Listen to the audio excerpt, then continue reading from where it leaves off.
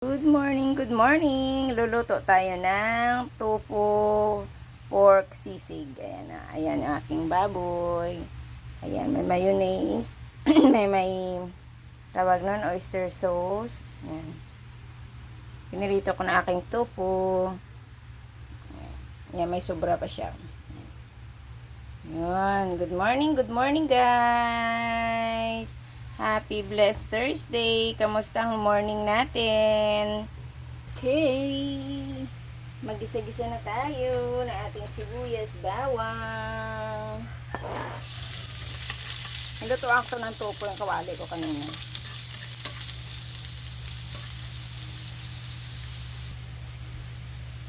Yung sibuyas.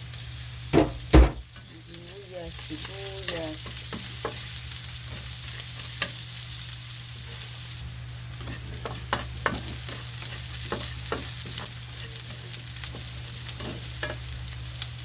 Lagay natin ang ating tigibang-bang.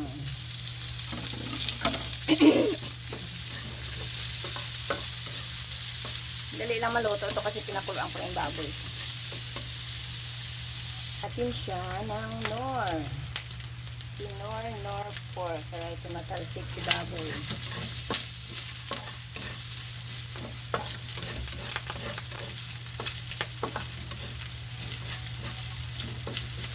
Pa-crispy lang natin sandali yung kanyang baboy kasi dapat talaga niyan piniprito mo yan, kaya ihawin mo na ganun.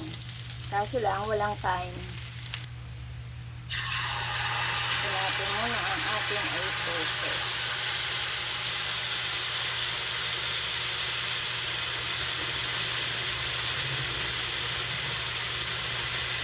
Akin lang ito na version ng pagluto ng ng sisig, ay tofu sisig. Tapos kanya-kanyang diskarte ko paano magluto para malamnan ang tiyan. Lagay ko na itong tofu para magkalasa. Haluin muna natin.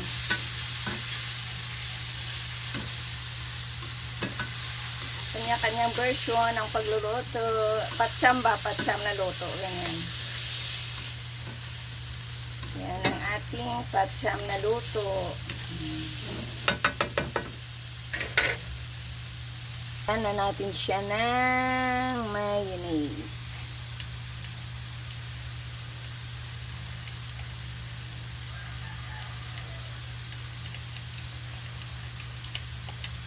Hindi man tayo master cooker kasi kaya patsyam lang naluto yan.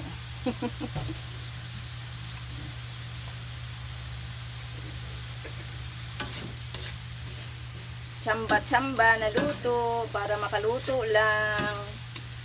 Para mailaman lang sa tiyan. O, diba?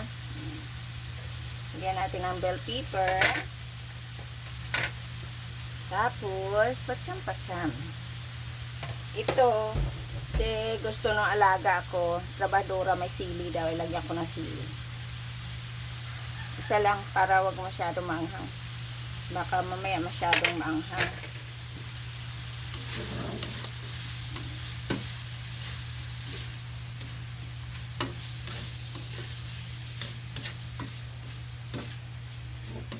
Ang bilis na maluto, di ba?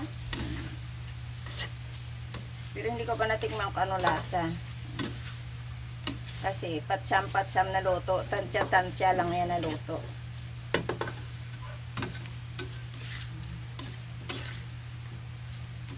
Ayan lang, kabilis lang lutuin, di ba? Oh.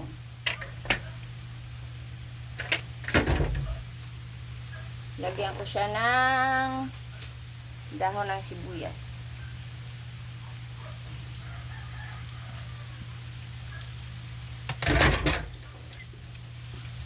Oh, diba? Ganyan lang guys. Kabilis magluto. Okay?